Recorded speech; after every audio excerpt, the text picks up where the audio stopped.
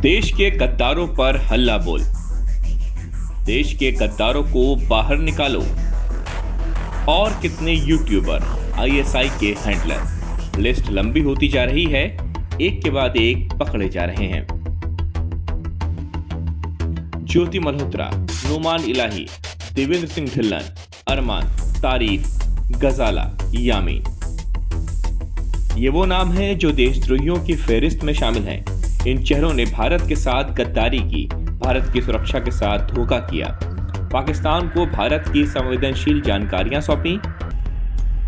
दरअसल भारत के अंदर पाकिस्तान की खुफिया एजेंसी आईएसआई जासूसों का एक नेटवर्क चला रही थी, जिसका भांडा फूटने के बाद ये चौंकाने वाला खुलासा हुआ है। खुफिया एजेंसियों ने अब तक इस मामले में कुल 7 लोगों को गिरफ्तार किया है। पाकिस्तान के लिए जासूसी करने वाले इन 7 लोगों से भारत की सुरक्षा एजेंसियां कड़ी पूछताछ कर रही हैं।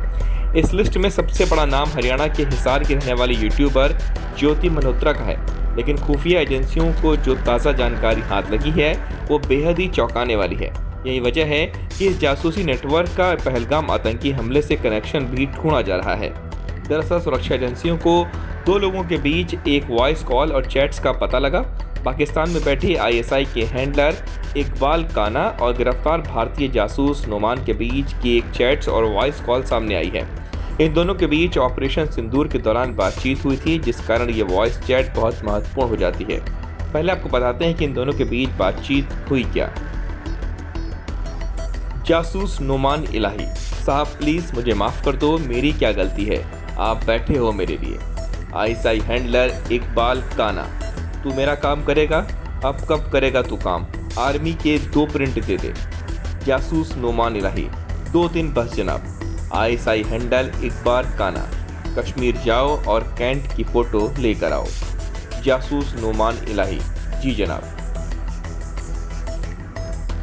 इतना ही नहीं, आईएसआई हैंडलर ने नोमान से एक खास ट्रेन की लोकेशन और जानकारी भी मांगी, जबकि दोनों के बीच वॉइस चैट के मुताबिक इकबाल काना ने कहा, जम्मू कश्मीर की तरफ जो जालंधर और अमृतसर होते हुए ट्रेन आती है उनकी लोकेशन भेजो और जाकर देखो उनमें कितने लोग आ रहे हैं।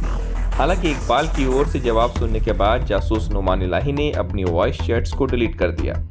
नोमान पेशे से कंप्यूटर ऑपरेटर था, हालांकि वो पाकिस्तान के लिए काम करने वाले डार्क वेब जासूस था। रेलवे और मिलिट्री मूवमेंट से जुड़ी कई अहम जानकारियां उसने विदेशी नंबरों पर भेजी थी। पूछताछ में नोमान ने कबूल किया है कि उसने महत्वपूर्ण दस्तावेज डार्क नेट के जरिए अपलोड किए। नोमान इलाही को हरियाणा के पानीपत जिले से गिरफ्तार किया गया। नोमान के पास से कुल 6 पासपोर्ट बरामद हुए, जो कि सभी भारतीय पासपोर्ट हैं और हर पासपोर्ट में पाकिस्तान की एंट्री है। साथ ही नोमान के पास से पाकिस्तान का एक संदिग्ध डॉक्यूमेंट भी मिला है। ऑपरेशन सिंदूर के दौरान नोमान लगातार आईएसआई के हैंडलर इकबाल काना से बातचीत कर रहा था। हालांकि अब सवाल ये उठता है कि ऑपरेशन सिंदूर के वक्त नोमान इलाही पाकिस्तान को क्या खुफिया जानकारी दे रहा था। जांच एजेंसी ये पता लगाने की कोशिश में है कि भारत और पाकिस्तान में जासूसों का असली सरगना कौन है। ये सभी किसके कहने पर जासूसी कर रहे थे।